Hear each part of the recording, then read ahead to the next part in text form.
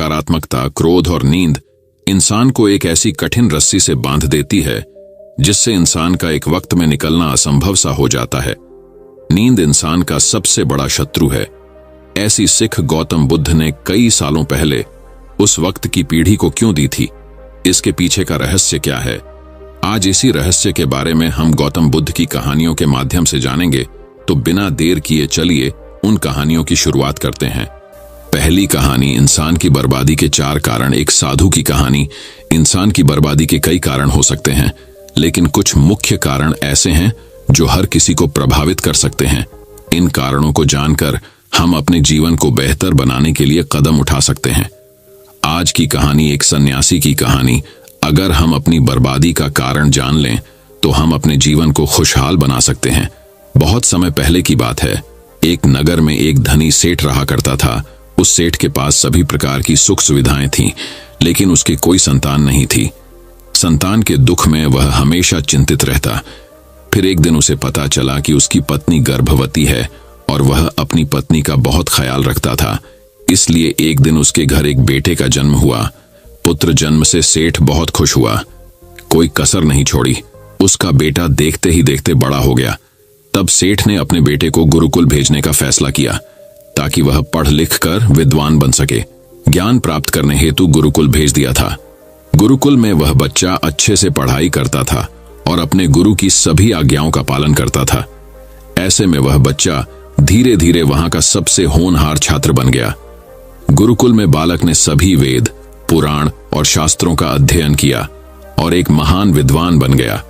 लेकिन कहते हैं ना कि समय कब बदल जाएगा ये कोई नहीं जानता। ऐसे ही एक दिन किसी प्राकृतिक आपदा के कारण उसके माता पिता की मृत्यु हो गई, और जब उसके माता पिता की मृत्यु हुई तो बच्चे की शिक्षा पूरी नहीं हुई थी।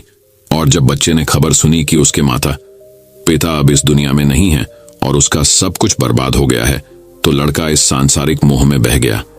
इसके बाद लड़के ने कहा कि गुरुकुल से अपनी शिक्षा पूरी करने के बाद वह अपना पूरा जीवन लोगों की भलाई में बिताएगा। फिर जब बालक की शिक्षा पूरी हुई तो उसके बाद बालक साधु बन गया और वह सांसारिक चीजों से दूर हिमालय के जंगल में चला गया। अध्यापन को विश्राम देते हुए समय के साथ उनके सन्यासी की चर्चा चारों ओर होने लगी और दूर दूर से लोग उनके पास शिक्षा लेने के लिए आने लगे, और बहुत से लोग अपनी समस्याओं का समाधान पाने के लिए भी उनके पास आने लगे। वह समस्याओं का समाधान बड़ी आसानी से कर देता था, जिससे वह पूरे राज्य में प्रसिद्ध हो गया। परंतु जिस नगर में वह रहता था वहां का राजा क्रूर व्यक्ति था। जब राजा को तपस्वी के बारे में पता चला तो उन्होंने तपस्वी से मिलने का फैसला किया। अगली सुबह राजा तपस्वी से मिलने के लिए अपने महल से निकल गया और फिर वह उसकी कुटिया की ओर गया, और वहां पहुंचकर राजा ने जब उसे साधु के रूप में देखा तो वह उसे देखता ही रह गया। उसके चेहरे पर एक अलग ही तेज था। जब वह साधु के पास पहुंचा तो उसे असीम शांति का अनुभव हुआ। साधु को प्रणाम किया और उसके पास बैठ गया और उससे बातें करने लगा। वह राजा पहली ही मुलाकात में साधु के व्यक्तित्व से इतना प्रभावित हुआ कि उसी समय से उसने अच्छाई के रास्ते पर चलने का फैसला कर लिया। और मैं सोचने लगा कि इतनी सी मुलाकात में यह साधु मुझे इतना बदल सकता है, तो ऐसा हमेशा रहेगा। यदि तुम मेरे साथ रहोगे तो मेरा जीवन बदल जाएगा। और यह सोचकर राजा साधु से अपने महल में चलने का अनुरोध करने लगा। राजा का आग्रह सुनकर सन्यासी माना नहीं कर पाया और वो राजमहल चलने को तैयार हो गए। तब राजा सन्यासी को महल की ओर ले गए। महल पहुंचकर राजा ने साधु की बहुत खातिरदारी की और उसके बाद राजा ने साधु को एक दाहिने कमरे में भोजन कराया। भोजन के समय साधु ने राजा को धन्यवाद दिया और राजा से जाने की अनुमति मांगी। यह सुनकर राजा ने कहा कि आप हमारे बाग में जब तक चाहे तब तक रह सकते हैं। आपको यहाँ किसी भी प्रकार की असुविधा नहीं होगी, और आप यहाँ रहेंगे तो हमारे लोगों को भी अच्छा लगेगा और हमें भी अच्छा लगेगा। यह सुनकर साधु ने राजा का प्रस्ताव स्वीकार कर लिया। राजा के आदेशानुसार सेवकों ने एक सुंदर कुटिया बनाई। उसके बाद साधु उसी कुटिया में रहने लगा। राजा ने उनकी बहुत सेवा की, लेकिन कई वर्षों के बाद राजा और रानी को किसी जरूरी काम से दूसरे राज्य में जाना पड़ा। लेकिन उन्होंने साधु की सेवा के लिए एक सेवादार नियुक्त कर दिया। लेकिन राजा के जाने के बाद वह सेवादार बीमार पड़ गया और अपने घर चले गए और कभी लौट कर वापस नहीं आया। तो तपस्वी को गुस्सा आ गया और उसने राजा को खूब खरी खोटी सुनाई और राजा से कहा कि जो जिम्मेदारी आप पूरी नहीं कर सकते वह जिम्मेदारी आप क्यों लेते हो। तब राजा ने तपस्वी से पूछा और कहा कि सन्यासी, क्या मुझसे कोई गलती हो गई है तो इसके लिए मैं आपसे क्षमा मांगता हूं। कृपया मुझे क्षमा करें और मेरा क्रोध शांत करें और बताएं कि क्या हुआ था। यह सुनकर साधु ने उससे कहा कि तुम्हारे जाने के बाद मुझे यहाँ किसी ने भोजन नहीं दिया और मुझे कई दिनों तक कष्ट सहना पड़ेगा। यहाँ आकर मैं भूखा रहा और किसी ने मुझसे मेरा हाल भी नहीं पूछा। यह सुनकर राजा ने तपस्वी से माफी मांगी और कहा कि आज के बाद ऐसी गलती नहीं होगी। फिर कुछ देर बाद मामला शांत हुआ।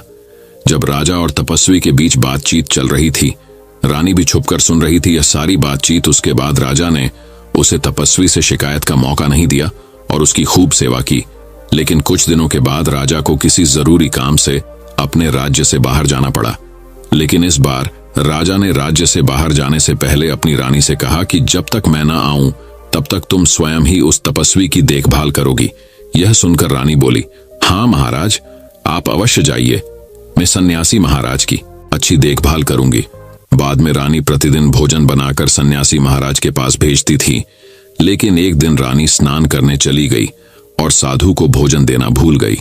भोजन क्यों नहीं आया, इसके बाद साधु ने सोचा कि वह स्वयं महल में जाकर देखेगा कि अब तक भोजन क्यों नहीं आया, और फिर वह महल में पहुंच गया। जब वह महल के अंदर पहुंचा तो वहां उसकी नजर रानी पर पड़ी। रानी के लंबे लंबे गाने काले केस जो कि उसकी कमर पर लहरा रही थी, उसकी कजरारी आंखें जो देखने मात्रा से ही घायल कर दे, उसकी हिरानी जैसी चाल। रानी के इतने सुंदर रूप को देखकर सन्यासी चकित हो गया और रानी की सुंदरता सन्यासी के मन में घर कर गई और वह वहां से बिना कुछ कहे ही अपनी कुटिया में लौट आया। सन्यासी रानी के रूप की सुंदरता को भुला ना सका और वह खाना पीना छोड़कर अपनी कुटिया में पड़ा रहा। उसने कई दिनों तक कुछ भी नहीं खाया, जिस वजह से वह बहुत कमजोर हो गया। फिर कुछ समय बाद राजा वापस लौटे और जब उसे सन्यासी की हालत का पता चला तो वह सीधे सन्यासी के पास पहुंच गए और बोले कि ही भगवान, क्या बात है, आपको क्या हो गया और आप इतने कमजोर कैसे हो गए? किस गहरी सोच में डूबे हो? क्या मुझसे कोई गलती हो गई है? तब साधु ने कहा, नहीं राजन, आपने कोई गलती नहीं की है। यह सुनकर राजा बोले, तो फिर क्या बात है, आप मुझे बताएं, मैं आपकी समस्या का समाधान अवश्य करूंगा। यह सुनकर तपस्वी ने राजा से कहा कि आपकी रानी की अद्भुत सुंदरता को देखकर मैं उसकी सुंदरता पर मोहित हो गया हूं और अब मैं रानी के बिना नहीं रह सकता। यह सुनकर राजा हैरान हो गया और कुछ देर सोचने के बाद राजा ने उसे सन्यासी से कहा, मैं आपको रानी दे दूंगा। यह सुनकर सन्यासी बहुत प्रसन्न हुआ। फिर राजा सन्यासी को लेकर महल चले गए और जब राजा और सन्यासी महल पहुंचे तो उस दिन रानी ने अपने सबसे सुंदर वस्त्र और आभूषण पहने थे। फिर राजा रानी के पास गया। राजा ने रानी से कहा कि इस साधु की मदद करनी चाहिए, वह बहुत कमजोर स्थिति में जा चुका है और मैं नहीं चाहता कि एक बुद्धिमान व्यक्ति की हत्या का कलंक मेरे सिर पर लगे। राजा की यह बात सुनकर रानी ने राजा से पूछा कि आखिर इन सन्यासी के इस दुख का कारण क्या है। तो राजा ने रानी से कहा कि सन्यासी आपकी अद्भुत सुंदरता के दीवाने हो गए हैं। राजा की यह बात सुनकर रानी ने कहा कि राजन, आप चिंता मत करिए, अब आप सब कुछ मेरे ऊपर छोड़ दीजिए। मुझे पता है कि मुझे अब क्या करना है। आपके ऊपर ना तो सन्यासी की हत्या का पाप लगेगा और ना ही उससे मेरे पवित्र धर्म का नाश होगा। रानी की यह बात सुनकर राजा ने रानी को सन्यासी को सौंप दिया। उसके बाद सन्यासी रानी को लेकर कुटिया पर पहुंचे। जब रानी सन्यासी की कुटिया पर पहुंची, रानी ने सन्यासी से कहा कि हमें रहने के लिए घर चाहिए, हम इस झोपड़ी में नहीं रह सकते। यह सुनकर सन्यासी राजा के पास गया और राजा से जाकर बोला कि हे राजन, हमें रहने के लिए घर चाहिए। सन्यासी की बात सुनकर राजा ने उनके लिए घर का प्रबंध कर दिया। फिर सन्यासी रानी को लेकर घर पहुंचा। जब रानी सन्यासी के साथ उसके घर पर पहुंची तो रानी ने सन्यासी से कहा कि यह घर तो बहुत गंदा है और इसकी हालत बहुत खराब है, मैं इस घर में नहीं रह सकती। ये सुनकर सन्यासी फिर से राजा के पास गया और राजा के पास जाकर बोला कि ही राजन, जो आपने हमें घर दिया है उसे घर की हालत बहुत खराब है। सन्यासी की बात सुनकर राजा ने उसे घर की हालत ठीक करवा दी। उसके बाद फिर रानी घर के अंदर गई और नहा धोकर बिस्तर पर आ गई। तभी साधु भी बिस्तर पर आ गया। फिर उसके बाद रानी ने साधु से कहा कि आप जानते हैं कि आप कौन हैं और क्या बन गए हैं। आप एक महान साधु थे जिनके लिए राजा स्वयं सभी आवश्यक चीजें उपलब्ध कराते थे, जिनके पास दूर दूर से लोग ज्ञान प्राप्त करने आते थे। जो लोगों को सत्य का मार्ग दिखाते थे, जो लोगों की समस्याओं का समाधान करते थे, जिन्हें सभी लोग गुरु मानते थे, जिसे सब लोग भगवान मानकर पूजते थे। और आज आप वासना के कारण मेरे गुलाम हो गए हैं। रानी की यह बात सुनकर साधु को झटका लगा और उसे एहसास हुआ कि वह एक साधु है और यह सब क्या कर रहा है। वह यह सब सुख सुविधाएं छोड़कर शांति की तलाश में जंगलों में चला गया था। जोर जोर से रोने लगा और चिल्लाने लगा और रानी से कहने लगा कि मुझे क्षमा कीजिए महारानी, मैं यह क्या करने जा रहा था। मैं अभी आपको राजा को सौंप कर आता हूं। सन्यासी की बात सुनकर रानी ने सन्यासी से प्रश्न किया कि साधु महाराज, मेरे मन में एक प्रश्न उठ रहा है, कृपया मेरे प्रश्न का उत्तर दीजिए। रानी की बात सुनकर सन्यासी ने कहा कि पूछो, तुम्हारा क्या प्रश्न है।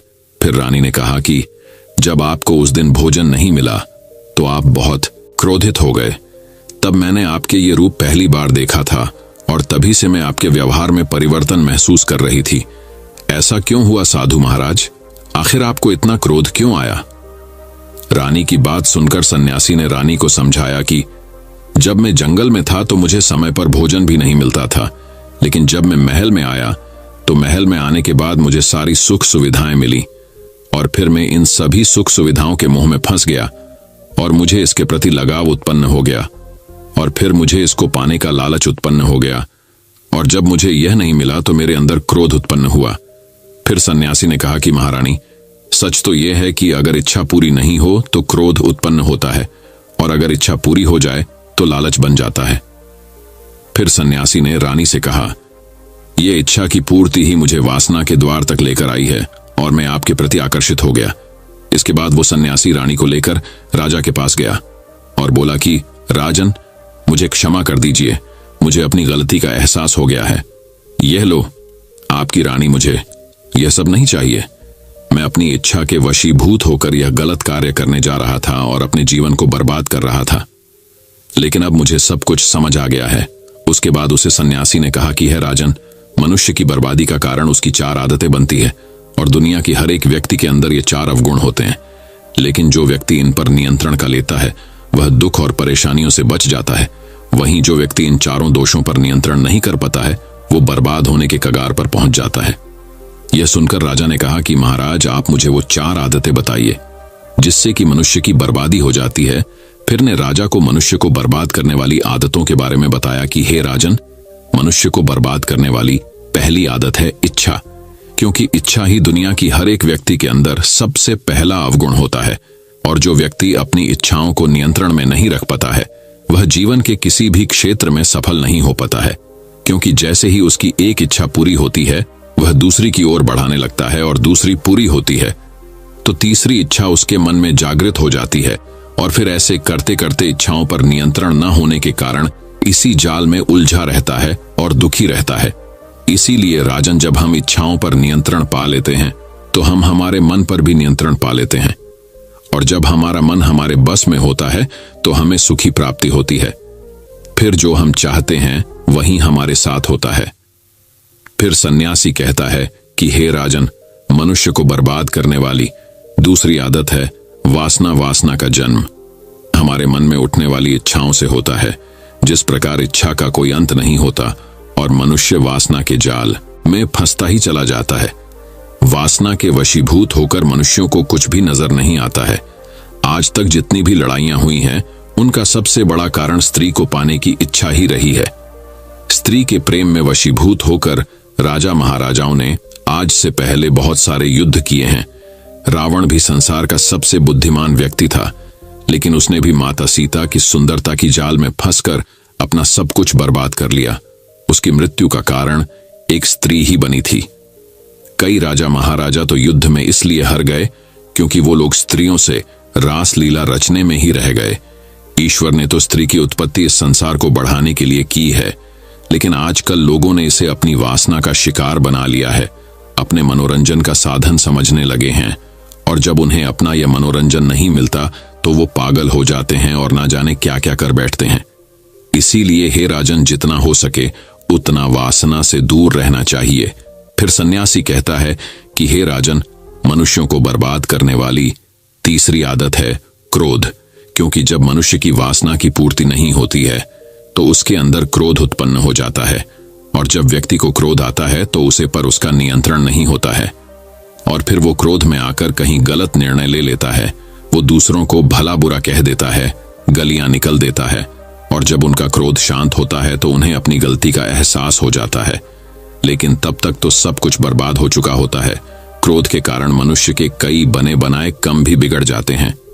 जब मनुष्य के भीतर क्रोध उत्पन्न होता है तो वो अंदर से बहुत कमजोर हो जाता है और एक कमजोर मनुष्य कुछ भी नहीं कर सकता है, उसे कभी भी सफलता हासिल नहीं हो सकती।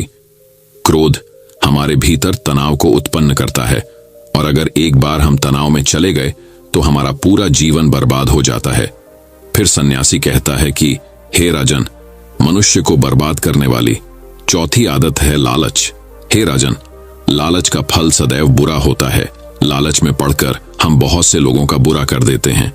हर मनुष्य के जीवन में कभी ना कभी ऐसे लालच अवश्य आते हैं जब वह लालच कर बैठता है और अधिक पाने की लालसा में वह कुछ ऐसा कर बैठता है जिससे जो उसके पास था वह उसे भी गवा देता है। क्योंकि जैसे ही व्यक्ति की एक इच्छा पूरी होती है उसका लालच बढ़ जाता है और उसके मैन में और कई जन्म लेने लगती है। जो व्यक्ति लालच करता है वह कामयाबी से कोसों दूर रहता है, क्योंकि एक ना एक दिन लालच का दुश्मन सामने आता ही है। अगर हम समय रहते ही लालच को त्याग दें और उसकी जाल में ना फंसे तो हम एक सफल व्यक्ति अवश्य बन सकते हैं। फिर अंत में सन्यासी राजा से कहता है कि हे राजन, अगर मनुष्य चारों आदतों को छोड़ देता है तो उसे जीवन में सफल होने से कोई नहीं रोक सकता। जो इन आदतों को नहीं छोड़ता है उसे जीवन में बर्बाद होने से कोई रोक सकता। मैं एक सन्यासी होकर इसकी जाल में फंस गया था तो सामान्य मनुष्य तो इससे बच नहीं सकता। इसीलिए हे राजन, मनुष्यों को इन आदतों से हमेशा बचाना चाहिए। तो अब चलिए दोस्तों, गौतम बुद्ध की दूसरी कहानी की शुरुआत करते हैं।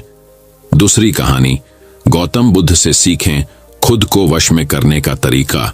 एक बार गौतम बुद्ध एक शहर में प्रवास कर रहे थे। उनके साथ कुछ शिष्य भी थे। एक दिन उनके शिष्य शहर में घूमने के लिए निकले। वे शहर में घूम ही रहे थे कि तभी शहर के कुछ लोगों ने उन्हें अपशब्द कहे। उनके बुरे शब्दों को सुनकर शिष्यों को बहुत बुरा लगा और वे वापस लौट गए। बुद्ध ने देखा कि शहर से लौट कर आए उनके सभी शिष्य बहुत क्रोध में दिखाई दे रहे हैं। उन्होंने शिष्यों से पूछा, क्या बात है, आप इतने तनाव में क्यों हैं? तभी एक शिष्य क्रोध में बोला, हमें यहां से तुरंत चलना चाहिए। जब हम बाहर शहर में घूमने गए थे तो यहाँ के लोगों ने बिना वजह हमें बहुत बुरा भला कहा। जिस जगह हमारा सम्मान नहीं हो वहां हमें नहीं रहना चाहिए। बुद्ध ने कहा, क्या किसी और जगह तुम अच्छे व्यवहार की अपेक्षा रखते हो? दूसरे शिष्य ने कहा, इस शहर से तो अच्छे लोग ही होंगे। तब गौतम बुद्ध बोले, किसी जगह को सिर्फ इसलिए छोड़ देना ठीक नहीं कि वहां के लोग बुरा व्यवहार करते हैं। हमें तो कुछ ऐसा करना चाहिए कि जिस स्थान पर भी जाएं उस स्थान को तब तक नहीं छोड़े जब तक अपनी अच्छाइयों से वहां के लोगों को सुधार न दें। हम जिस भी स्थान पर जाएं वहां के लोगों का कुछ न कुछ भला करके ही वापस लौटें। बुद्ध ने कहा, जिस प्रकार युद्ध में बढ़ता हुआ हाथी चारों तरफ के तीर सहते हुए भी आगे बढ़ता जाता है, ठीक उसी तरह उत्तम व्यक्ति भी दूसरों के अपशब्दों को सहते हुए अच्छे कार्य करता रहता है। खुद को वश में करने वाले प्राणी से उत्तम कोई और नहीं हो सकता। बुद्ध की बात शिष्यों को अच्छी तरह से समझ में आ गई और उन्होंने वहां से जाने का इरादा त्याग दिया। तो अब चलिए दोस्तों, गौतम बुद्ध की तीसरी कहानी की शुरुआत करते हैं। तीसरी कहानी, आलस्य पर एक बौद्ध कहानी, एक प्रेरणादायक कहानी। एक बार एक आलसी व्यक्ति ने गौतम बुद्ध से कहा, मुनिवर, मैं बहुत आलसी हूं, जिसके कारण मैं अपने जीवन में जो करना चाहता हूं वह नहीं कर पाता, इसलिए मुझे कोई रास्ता बताएं। बुद्ध ने उस आदमी से पूछा, क्या तुम मानते हो कि तुम आलसी हो? तो उस व्यक्ति ने बुद्ध से कहा, हाँ मुनिवर, सिर्फ मैं ही नहीं बल्कि मेरे पूरे गांव के लोग कहते हैं कि मैं आलसी हूं। बुद्ध उस व्यक्ति से कहते हैं, लेकिन क्या आपके पास कोई सबूत है कि आप आलसी हैं? उस व्यक्ति ने उत्तर दिया, हाँ। तब गौतम बुद्ध उस व्यक्ति से पूछते हैं, क्या आपके पास इसका कोई सबूत है? वह व्यक्ति कहता है, मुनिवर, मैं जानता हूं कि व्यायाम मेरे स्वास्थ्य के लिए अच्छा है, लेकिन मैं व्यायाम भी नहीं कर पाता क्योंकि मेरा आलस्य मुझे सुबह जल्दी उठने नहीं देता। बुद्ध ने कहा, लेकिन क्या तुम्हें पता है आलस्य क्या है? उस व्यक्ति ने कहा, मुझे नहीं पता कि आलस्य क्या है, लेकिन जो भी है वह बहुत बुरा है। बुद्ध ने कहा, सबसे पहले तुम्हें यह समझ लेना चाहिए कि जो भी चीज है प्राकृतिक रूप से उसका कुछ न कुछ उपयोग होता है, वह बुरा नहीं होता है। या अच्छा आलस्य एक भावना है, यह एक विचार है जो हम अनजाने में खुद से पैदा करते हैं। आदमी ने पूछा, लेकिन यह कैसे है मुनिवर? तो बुद्ध ने कहा कि आलस्य पैदा होता है। इसके दो कारण हैं, पहला शारीरिक और दूसरा मानसिक। जब हम अपने किसी भी भोजन को देते हैं शरीर में जिसके अंदर जीवन शक्ति नहीं होती, हमारे शरीर में आलस्य पैदा हो जाता है, क्योंकि यह शरीर ऊर्जा से चलता है और जैसा हम इसे देते हैं ये वैसा ही विचार करता है, ये वैसा ही व्यवहार करता है। हमारे शरीर के अंदर आलस्य का एक और कारण गलत तरीके से बैठना है, गलत तरीके से सोना और गलत तरीके से चलना। हम कभी इस बात पर ध्यान नहीं देते कि हमारा बैठना, लेटने और सोने की स्थिति सही है या नहीं। अगर हम बौद्ध भिक्षुओं को देखें तो पाएंगे कि वे जब बैठते हैं उनकी रीढ़ की हड्डी बिल्कुल सीधी होती है। जब वे सोते हैं तो उनके शरीर के किसी भी हिस्से पर कोई दबाव नहीं पड़ता है, और जब वे चलते हैं तो उनके शरीर के किसी भी हिस्से पर कोई दबाव नहीं पड़ता है। उनके दो कदमों के बीच एक लय होती है। शारीरिक स्तर पर आलस्य का तीसरा कारण सुबह जल्दी न उठ पाना है। यह सुनकर व्यक्ति कहता है, हाँ मुनिवर, मैं सुबह जल्दी नहीं उठ पाता। यह सुनकर बुद्ध मुस्कुरा देते हैं और कहते हैं कि आप सुबह जल्दी उठ सकते हैं। जब आप रात को सोने का सही समय निर्धारित करते हैं तो हर व्यक्ति को अनुशासन का पालन करना पड़ता है, क्योंकि अनुशासन हमारे जीवन में संतुलन लाता है। ज्यादातर लोग अनुशासन को बुरा मानते हैं क्योंकि उन्हें अनुशासन का एहसास होता है, उन्हें बांधता है। जबकि सच तो यह है कि अनुशासन हमें बांधता नहीं है बल्कि मुक्त करता है। तब व्यक्ति बुद्ध से पूछता है, लेकिन हमें इसकी शुरुआत कहां से करनी चाहिए? जैसे ठीक से खाना, बैठना या लेटना, सुबह जल्दी चलना आदि। बुद्ध कहते हैं कि आप इस समय जो भी कर रहे हैं उसे अभी से शुरू करें, इसे ध्यान से करें। पहले आप मन के स्तर पर आलस्य को समझें, अन्यथा अधिकांश स्थितियों में मन ही है जो शरीर के कारण आलस्य पैदा करता है, क्योंकि मानसिक आलस्य का पहला कारण हमारी पुरानी गलत धारणाएं हैं। हमें लगता है कि हम ऐसा करने में सक्षम नहीं थे, पिछली बार भी ऐसा ही किया था, इस बार भी हम ऐसा नहीं कर पाएंगे। जब हम खुद को सक्षम नहीं मानते हैं तो आलस्य अपने आप ही हम पर हावी हो जाता है। दूसरा कारण है छोटे और आलसी लोगों का साथ देना। कभी कभी ऐसा होता है कि आलस्य हमारे अंदर नहीं होता है, लेकिन दूसरे लोगों की वजह से हमारे अंदर आ जाता है। ऐसा होता है क्योंकि हम आलसी लोगों की संगति करते हैं। हाँ मुनिवर, यह बिल्कुल सत्य है, मैंने भी यह अनुभव किया है। तब बुद्ध ने कहा, तीसरा कारण मन की स्पष्टता का अभाव है। मान लीजिए कि आप किसी जंगल में खो गए हैं और शाम हो गई है और आपको नहीं पता कि आपका घर किस दिशा में है, तो क्या हुआ? क्या आप आलसी होकर लेटे रहेंगे या अपने घर की तलाश में कोई रास्ता खोजेंगे? उस व्यक्ति ने कहा कि मैं बाहर जाऊंगा घर की तलाश में। तभी उसने कहा, अगर बहुत कोशिश करने के बाद भी तुम्हें घर का रास्ता न मिले तो तुम क्या करोगे? उस व्यक्ति ने कहा, मैं अभी भी इसे ढूंढता रहूंगा, क्योंकि मेरे पास कोई दूसरा विकल्प नहीं होगा। कई विकल्प हैं। अगर किसी के पास एक ही विकल्प है तो उसका दिमाग बिल्कुल खाली होगा। यदि आप व्यायाम नहीं कर पा रहे हैं तो इसका कारण आपके मन में स्पष्टता की कमी है, जिसका आपको भविष्य में सामना करना पड़ेगा। उन रोगों से होने वाली बीमारियां आपको दिखाई नहीं देती। आप उन बीमारियों से होने वाले दर्द को महसूस नहीं कर सकते। आगे गौतम बुद्ध ने कहा कि आलस्य का चौथा कारण यह है कि कोई भी काम करने में मन नहीं लगता। मान लीजिए आप सड़क पर कहीं जा रहे हैं और काफी दूर चलने के बाद आप थक जाते हैं और चलने का मन नहीं करता। ऐसा तब हो रहा है जब आप किसी शेर को अपने पीछे भागते हुए देखते हैं। तो क्या ऐसी स्थिति में भी आप अपने आलस्य के कारण वहीं रुकेंगे? नहीं। तो समझ लीजिए कि आलस्य आपको वह काम करने से रोकता है जिसे करने का कोई बड़ा कारण नहीं है। तब उस व्यक्ति ने बुद्ध से कहा, धन्यवाद मुनिवर, अब मुझे आलस्य का पूरा खेल समझ में आ गया है। भगवान गौतम बुद्ध उस आलसी व्यक्ति से कहते हैं, मेरी एक बात हमेशा याद रखना, जहां स्पष्ट हो या कोई काम करने का कोई बड़ा कारण हो, वहां कभी आलस्य नहीं हो सकता। दोस्तों, आलस्य मनुष्य का सबसे बड़ा शत्रु है, क्योंकि आलस्य जीवन में कभी भी प्रगति नहीं कर सकता। चलो, आलस्य मनुष्य को इतना निकम्मा बना देता है कि उसे परिश्रम से घृणा हो जाती है और वह सदैव आराम की अवस्था में ही रहना चाहता है। इसके लिए मेहनत के चश्मे की जरूरत होती है, जो आलसी व्यक्ति के पास नहीं होता। आलसी व्यक्ति को आलस्य दिन ब दिन अपनी चपेट में लेता जाता है, जिसके परिणाम स्वरूप वह दिन ब दिन मेहनत से भागने लगता है। मेहनत ही खत्म हो जाती है। शत्रु ने आलस्य से कहा, नमक सिर्फ दोस्त हो सकता है, इसके अलावा इसे खत्म करने का कोई रास्ता नहीं है। मेहनत से दोस्ती करने के बाद यह दुश्मन अपने आप खत्म हो जाता है। मेहनत ही सफलता की कुंजी है। इस बात को केवल एक मेहनती व्यक्ति ही समझ सकता है, क्योंकि वह कड़ी मेहनत के महत्व को अच्छी तरह से जानता है। वह जानता है कि कड़ी मेहनत ही उसकी सच्ची दोस्त है, और इस दोस्त की मदद से वह अपने जीवन में हमेशा प्रगति करेगा। वह उस काम को छोड़ने की बजाय दोबारा और अधिक मेहनत से प्रयास करता है, और तब तक कोशिश करता है जब तक वह उस काम को करने में सफल नहीं हो जाता। और इसके विपरीत आलसी व्यक्ति किसी छोटे से काम को करने की कोशिश करता है। इंसान को दूसरे लोगों की भी जरूरत होती है, क्योंकि वह आलस्य के जाल में इस तरह फंस चुका है कि उसे बस आराम की जरूरत है। यानी वह अपने कंफर्ट जोन से बाहर नहीं आना चाहेगा, रुकावट नहीं चाहता, और अपनी पूरी जिंदगी ऐसे ही गुजारना चाहता है। दोस्तों, आलसी व्यक्ति कभी भी न तो मेहनत का महत्व समझ पाता है और न ही समय का महत्व। इसके कारण वह अपना पूरा जीवन बर्बाद कर देता है, और अंत में उसके पास पछताने के अलावा कुछ नहीं बचता है। जबकि एक मेहनती व्यक्ति समय का महत्व समझ लेता है, और समय का महत्व समझ लेता है, दिन प्रतिदिन कड़ी मेहनत करके अपने लक्ष्य को प्राप्त करने का प्रयास कर रहा है। इसलिए आपको हमेशा मेहनत से दोस्ती और आलस्य से दुश्मनी रखनी चाहिए। तो अब चलिए दोस्तों, चौथी कहानी की शुरुआत करते हैं। चौथी कहानी। दोस्तों, बहुत समय पहले की बात है। एक गांव में एक किसान रहता था जिसका नाम रामू था।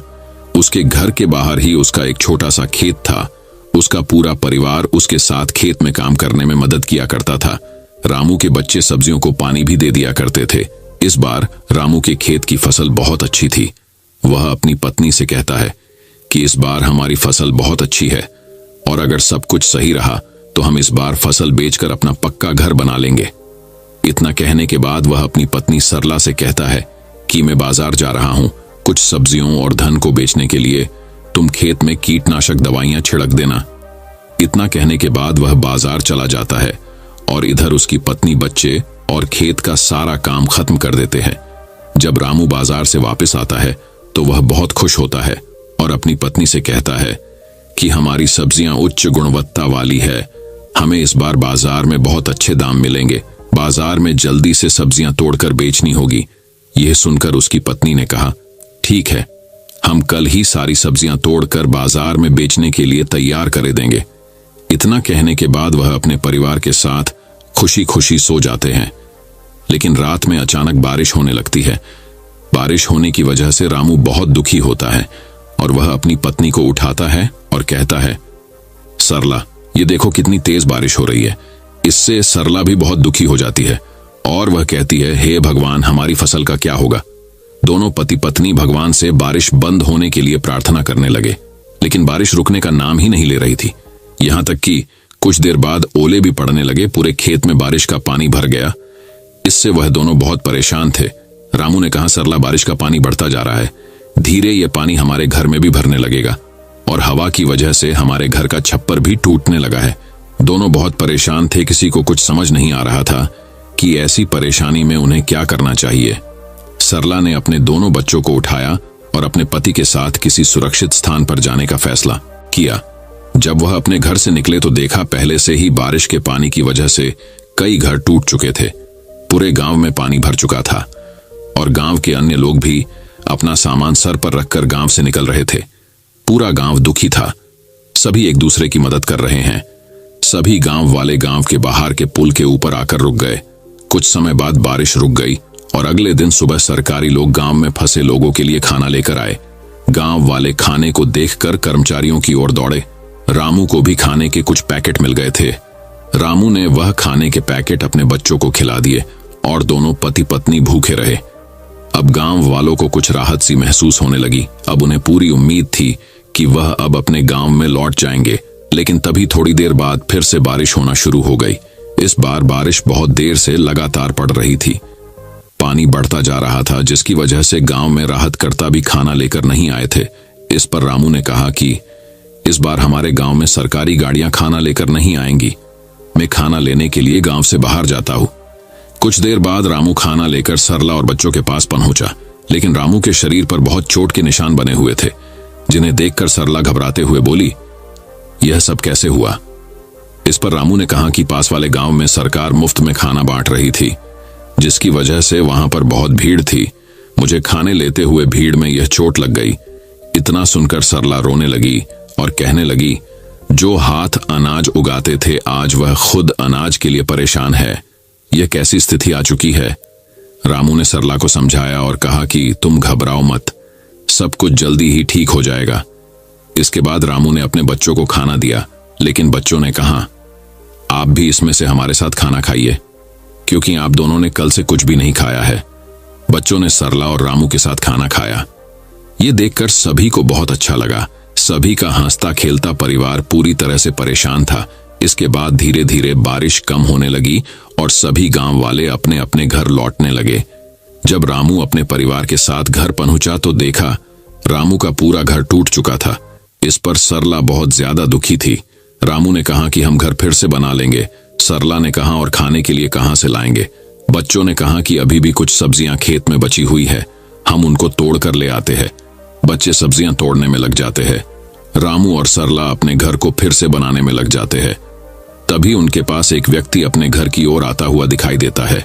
वह बोलता है कि मैं सरकार की तरफ से आया हूं, मुझे ये देखना कि आपका इस बारिश की आपदा में कितना नुकसान हुआ है, क्योंकि सरकार आपको आपके नुकसान का पूरा मुआवजा देगी और आपको एक पक्का घर भी बनाकर देगी। ऐसा सुनने के बाद सरला को बहुत अच्छा लगा। रामू और सरला ने अपने बारे में सारी जानकारी उस सरकारी व्यक्ति को दे दी। वह सारी जानकारी लेने के बाद वहां से चला गया और कुछ सरकारी कर्मचारी गांव में राशन देने के लिए आए। राशन लेने के बाद रामू और गांव वालों ने उन कर्मचारियों को बहुत बहुत धन्यवाद दिया। कर्मचारियों ने कहा, आप एक किसान हैं जो कि पूरे देश के लिए अनाज उगाते हैं, आपकी मदद करना हमारा कर्तव्य है। इतना कहने के बाद वह गांव से चले गए। इसके कुछ दिन बाद रामू के गांव में सरकार की बहुत सारी गाड़ियां आई और जिन लोगों के घर बारिश की वजह से घर टूटे थे उन सभी लोगों को मजबूत और पक्के घर बनाकर दिए गए। आज सरला की आंखों में खुशी के आंसू थे। इस पर सरला ने कहा कि हे भगवान, मैं अनजाने में आपको बहुत कुछ बुरा भला कहा, मुझे इसके लिए माफ कर देना, भगवान को धन्यवाद। कहते हुए वह बहुत खुश हुई। रामू के परिवार को अंत में पक्का मकान भी मिल गया और आर्थिक मदद भी मिल गई। इसके बाद उन्होंने फिर से फसल उगाई। हालांकि बारिश का कहर रामू और पूरे गांव वालों पर बहुत हुआ, लेकिन अंत में सब कुछ ठीक हो गया और सभी गांव वाले बहुत खुश थे। इस कहानी से हमें यह सीख मिलती है कि जब आमिर लोग अपने पक्के घरों में बारिश का आनंद लेते हैं, वही एक गरीब किसान अपने खेतों को बचने के लिए भगवान से प्रार्थना करता है। आज भी कई गांव ऐसे हैं जहां पर बारिश के कारण लोगों के घर टूट जाते हैं। तो अब चलिए दोस्तों, 5वीं कहानी की शुरुआत करते हैं। अब 5वीं कहानी की शुरुआत कुछ इस प्रकार होती है। बहुत समय पहले की बात है। एक गांव में 2 भाई रहते थे। एक का नाम अली था और दूसरे भाई का नाम अकरम था। अली हलवा पराठा का ठेला लगाता था और अकरम कुछ नहीं करता था, लेकिन फिर भी वह कुछ जुगाड़ करके पैसे कमा लिया करता था। अकरम अपनी भाभी के लिए एक दिन घर पर सूट लेकर जाता है। अकरम की भाभी ने सूट देखा तो बोली, यह तो बहुत अच्छा है, लेकिन आपके पास इतने पैसे कहां से आए? अकरम बोला, भाभी आप यह सब मुझसे मत पूछा करो, मैं सिर्फ जुगाड़ ढूंढता हूं और बहुत जल्दी मैं आमिर बन जाऊंगा। तभी घर पर उसका भाई अली पहुंचा और वह बोला, तू भले ही जुगाड़ से आमिर बन जाएगा, लेकिन तू उन पैसों से कभी आमिर नहीं बन पाएगा। अपने भाई की बात सुनकर अकरम बोला, भाईजान आप हमेशा ऐसे ही बोलते हैं, आप इतनी ईमानदारी करके क्या करोगे? मुझे तो जल्दी से आमिर बनना है। ये बात बोलकर वह अपने भाई अली का मुंह बंद कर देता था। लेकिन अली की सोच बिल्कुल सही थी। वह एक ईमानदार व्यक्ति था, लेकिन उसकी जिंदगी में बहुत उतार चढ़ाव थे। वह हमेशा उच्च गुणवत्ता वाले सामान से हलवा पराठा बनाता था। वह कभी भी अपने मुनाफे के बारे में नहीं सोचता था। एक दिन दुकानदार ने कहा कि तुम इतने महंगे मैदा और तेल से क्यों हलवा पराठा बनाते हो? इससे तुम्हें कुछ भी मुनाफा नहीं होता है। इस पर अली बोला, मेरे ग्राहकों की सेहत का ख्याल रखना मेरा कर्तव्य है और मैं कभी भी अपने ग्राहकों को खराब और सस्ती गुणवत्ता वाली चीजों से बना हलवा पराठा नहीं खिला सकता। वह अपने ग्राहकों का बहुत ख्याल रखता था। अली का हलवा पराठे ठेला बिच बाजार में था, इसीलिए उसके ठेले पर बहुत भीड़ रहती थी। लोग अली के ठेले से हलवा पराठा घर के लिए पैक कराकर भी ले जाया करते थे। लोगों को उसके हलवे पराठे को खाने में बहुत स्वाद आया करता था। अली अपने पूरे महीने का मुनाफा अपनी पत्नी फातिमा को दिया करता था। इस बार जब अली ने पूरे महीने का मुनाफा अपनी पत्नी को दिया तो उसकी पत्नी बोली, यह तो पिछले महीने से भी कम है। यह सुनकर अली बोला कि हाँ, इस महीने तेल के दाम बढ़ चुके हैं, इसलिए मुनाफा थोड़ा कम हुआ है। यह सुनकर उसकी पत्नी फातिमा बोली कि आप भी अपने हलवा पराठा का दाम बढ़ा दीजिए। ये बात सुनकर अली बोला, नहीं फातिमा, अगर मैंने अपने हलवा पराठा के दाम बढ़ा दिए तो ज्यादा लोग खरीद नहीं पाएंगे। यह सुनकर उसकी पत्नी फातिमा बोली कि इस तरह से तो हमारा बहुत नुकसान हो जाएगा। यह सुनकर अली बोला, कोई बात नहीं। यह सारी बात उसका भाई अकरम सुन रहा था। वह बोला, भाईजान, आप ये कब सीखोगे कि सबसे पहले आपको अपना भला सोचना चाहिए, इसके बाद दूसरों के बारे में सोचा करो। यह सुनकर अली बोला, मैं ये कभी नहीं सोचूंगा, लेकिन तुम मेरी तरह एक ईमानदार व्यक्ति बनो। अकरम बोला, नहीं नहीं भाईजान, आप अपने तरीके से काम करो और मैं अपने तरीके से करता हूं। मुझे तो कोई भी जुगाड़ करके जल्दी से जल्दी आमिर बन जाना है। यह सुनकर अली बोला, ठीक है, लेकिन एक बात का हमेशा ख्याल रखना कि तेरी वजह से किसी का कोई नुकसान नहीं होना चाहिए। दोनों भाइयों की सोच बिल्कुल अलग थी। एक हमेशा लोगों का भला सोचा करता था तो एक हमेशा दूसरे लोगों का भला सोचा करता था।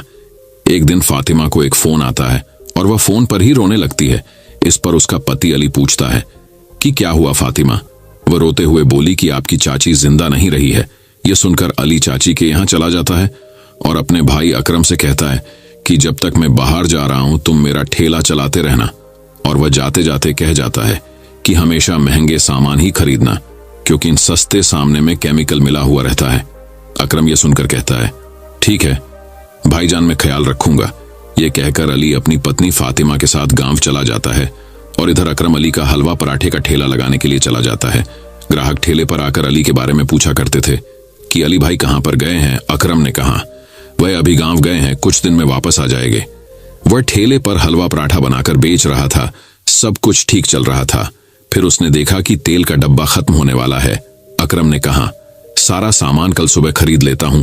वह अगली सुबह सामान खरीदने के लिए होलसेल की दुकान पर पहुंचा। दुकानदार से सामान के बारे में पूछा। उसने कहा कि सस्ता वाला चाहिए या महंगा वाला। अकरम ने दोनों में फर्क पूछा। दुकानदार बोला कि सस्ता वाला खुला तेल है और उसकी गुणवत्ता भी कम है और महंगा वाला अच्छा होता है। उसने दुकानदार से कहा कि मुझे सस्ता वाला तेल दे दो, मुझे कौन सा अपने घर का खाना बनाना है। दुकानदार ने अकरम को तेल और सारा सामान सस्ता वाला दे दिया। अकरम ने सारा सस्ता सामान खरीद लिया और उसने अपने ठेला लगा। रोज की तरह ठेले पर ग्राहकों की भीड़ लग गई।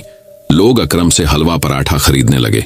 आज अकरम खुश था क्योंकि आज उसका मुनाफा ज्यादा हो रहा था। वह लगातार बहुत दिनों तक सस्ते सामान से हलवा पराठा बनाकर बेचता रहा। कुछ दिन बाद उसके ठेले पर भीड़ कम होने लगी। ग्राहकों ने ठेले पर आना बहुत कम कर दिया। तभी दो ग्राहक अकरम के ठेले पर हलवा पराठा लेने के लिए आते हैं और आपस में बात करते हैं कि कल मैं डॉक्टर के यहाँ पर गई थी और वहां पर बहुत भीड़ थी। सभी के पेट में दर्द था, पता नहीं क्या खाया था। डॉक्टर बोल रहे हैं कि फूड पॉइजनिंग हो गई है। मैं यह बातें सुनकर अकरम थोड़ा चिंतित हो गया था, क्योंकि वह बहुत दिनों से सस्ते सामान से हलवा पराठा बना रहा था।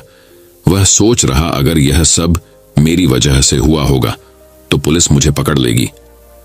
उसने तुरंत अपने भाई अली को फोन लगाया और बोला, भाईजान, मुझसे बहुत बड़ी गलती हो गई है। मैंने आपकी कोई भी बात नहीं मानी और मैंने सस्ते सामान से हलवा पराठा बनाया और मेरी वजह से सभी लोगों को फूड पॉइजनिंग हो गई है। भाईजान, अब मेरी मदद कीजिए। इस पर अली बोला, मैंने तुझे पहले ही मना किया था, अब देख सभी मासूम लोग बीमार हो गए हैं। अली बोला, सबसे पहले वह सारे सामान फेंक दें और ऊपर वाले से दुआ कर कि सभी जल्दी से ठीक हो जाएं। अकरम ने सारे सामान को फेंक दिया। अकरम बहुत परेशान था। उसे अपनी गलती का बहुत एहसास हो रहा था। वह मन ही मन कह रहा था कि मैं कभी भी किसी के साथ ऐसा कुछ नहीं करूंगा जिससे कोई मेरी वजह से बीमार और या किसी कोई मेरी वजह से कुछ नुकसान हो। वह कह रहा था, कभी भी जुआ से पैसे नहीं कमाऊंगा। और वह घर जाकर सभी फूड पॉइजनिंग के मरीजों के लिए दुआ मांगने लगा। दोस्तों, इस कहानी से हमें यह सीख मिलती है, हमें कभी भी लालच नहीं करना चाहिए, कभी भी जुगाड़ से पैसे नहीं कमाने चाहिए। अगर अकरम अपने सामान में मिलावट नहीं करता तो उसके ग्राहकों की संख्या भी कम नहीं होती। हमें हमेशा ईमानदारी से कार्य करना चाहिए और मेहनत से पैसे कमाने चाहिए। दोस्तों, मैं उम्मीद करता हूं कि यह कहानी सुनने से आपके जीवन में अच्छे बदलाव आए होंगे। आपको इस वीडियो से क्या सीखने मिला ये कमेंट करके जरूर बताएं और अपने परिवार, दोस्तों या आपके करीबी इंसान के साथ ये कहानी शेयर करके उन्हें भी इस ज्ञान से परिचित करवाएं। बाकी अगर आपको यह वीडियो दिल से अच्छी लगी हो तभी इस वीडियो को लाइक कर देना और आपने अब तक इस चैनल को सब्सक्राइब हो और खुशियों से आपका जीवन भरा रहे। धन्यवाद। नमो बुद्धाय।